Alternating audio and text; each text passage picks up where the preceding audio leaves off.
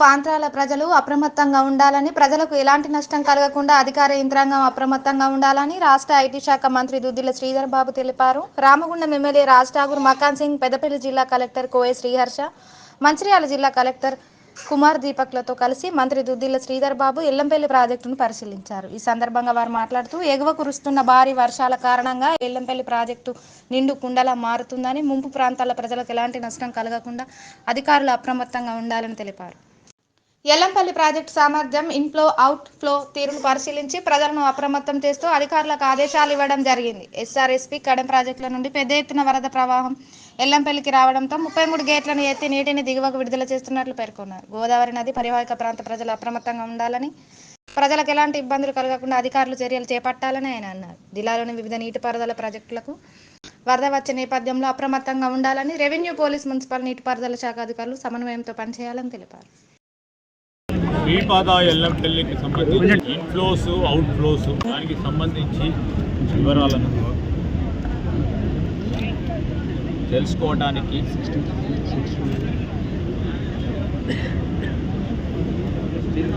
రాబోయే 2-3 రోజుల్లో కూడా అధిక వర్షాల వల్ల ఎగువ ప్రాంతం నుంచి వచ్చే నీటి ప్రవాహానికి సంబంధించి ఆ వరదకు సంబంధించిన అంశం విషయంలో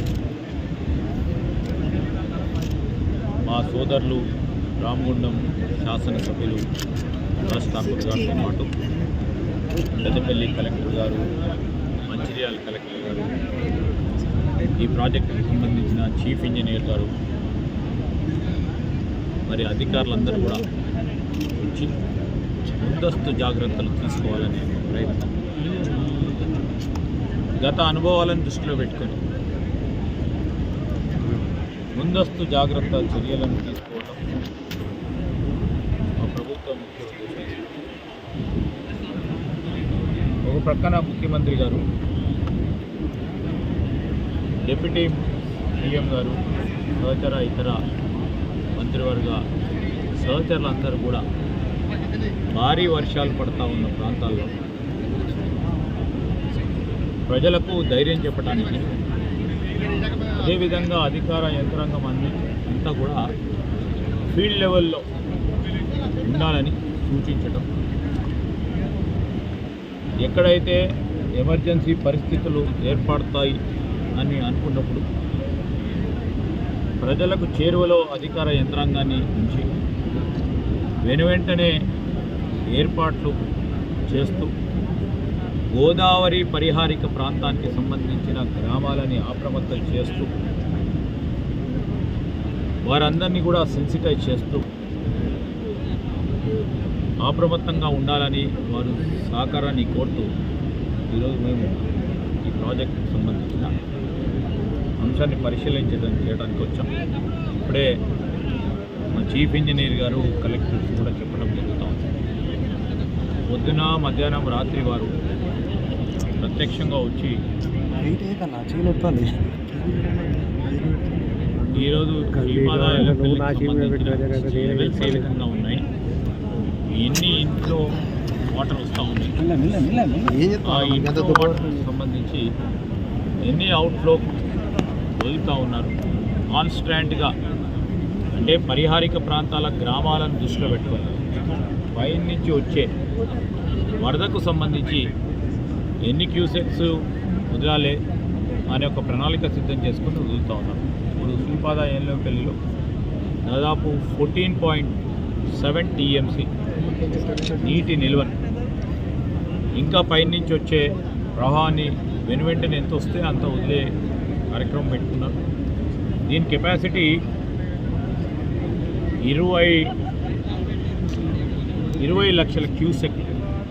ఈ 20 లక్షల క్యూసెక్స్ సంబంధించి ఇప్పుడు దాదాపు 14,70,000 వరకు, సారీ కాదు 14,70,000 ఇంకా 5 లక్షల వరకు మనకు ఉంది కుషన్, 5 టీఎంసీ కుషన్ ఉంది. సో ప్రణాళిక సిద్ధం చేసుకొని ఎవరికి కూడా ఇబ్బంది రాకుండా పైన ధర్మపురి కానీ ఇంకా పైన ప్రాంతాలు కానీ వరదకు సంబంధించి అటు మహారాష్ట్రలో పడే వర్షాలు, అక్కడ వరదను దృష్టిలో పెట్టుకొని ఎస్ఆర్ఎస్పి నుంచి కింద ప్రాంతం వరకు కూడా అటు మేడిగడ్డ దాటి ఆట ప్రాంతానికి కూడా కింద వరకు కూడా ఎక్కడ కూడా ఇబ్బంది రాకుండా మరి ప్రయత్నంలో లోపం లేకుండా మానవ ప్రయత్నంలో లోపం లేకుండా అధికార యంత్రాంగానికి సంబంధించి చేస్తూ ఉన్న ప్రయత్నానికి లోపం లేకుండా మా ప్రభుత్వం అన్ని చర్యలు తీసుకుంటా ఉంది. Yes sir, thank you. Bandlavagu ప్రాజెక్టుకు సంబంధించి 21L, 27L, 17L సంబంధించిన డిస్ట్రిబ్యూటరీస్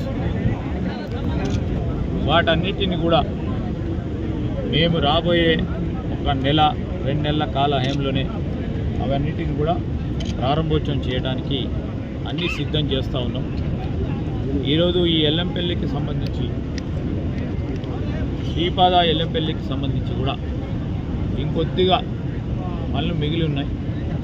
దానికి ఈ రోడ్డుకు సంబంధించింది కానీ ఇంకా ముందు చేపట్టాల్సిన కొన్ని సివిల్ వర్క్స్ ఉన్నాయి. దాన్ని చేపట్టి కూడా ఆనాడు మేము కాంగ్రెస్ పార్టీ హయాంలో ఈ శ్రీపాద ఎల్లంపల్లి ప్రాజెక్ట్ని సంకల్పించి పూర్తి స్థాయిలో కంప్లీట్ చేసి దాదాపు 99.9% మొత్తం కంప్లీట్ చేసిన తర్వాత ఈనాటి వరకు కూడా దీని ప్రారంభానికి సంబంధించిన ప్రారంభోత్సవ కార్యక్రమం చేయలేదు. మా శాసనసభ్యులు కోరిన ప్రకారం ముఖ్యమంత్రి గారి చేతుల మీదుగా ఇది కూడా ప్రారంభోత్సవం చేస్తాం.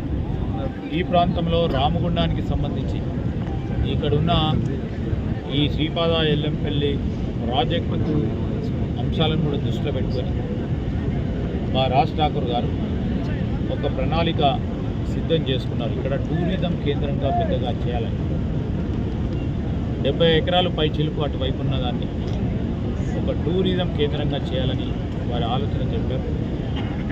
ఈ మధ్యలోనే మేము టూరిజంకి సంబంధించిన కన్సల్టెన్సీని పిలిచి దాని వయబిలిటీని కూడా ఆలోచన చేసి మరి ఇక్కడ టూరిజం కూడా ఏ విధంగా ప్రోత్సాహం చేయొచ్చు అని ఆలోచన చేసి దాని పరంగా ముందుకెళ్ళడం జరుగుతుంది. Thank you.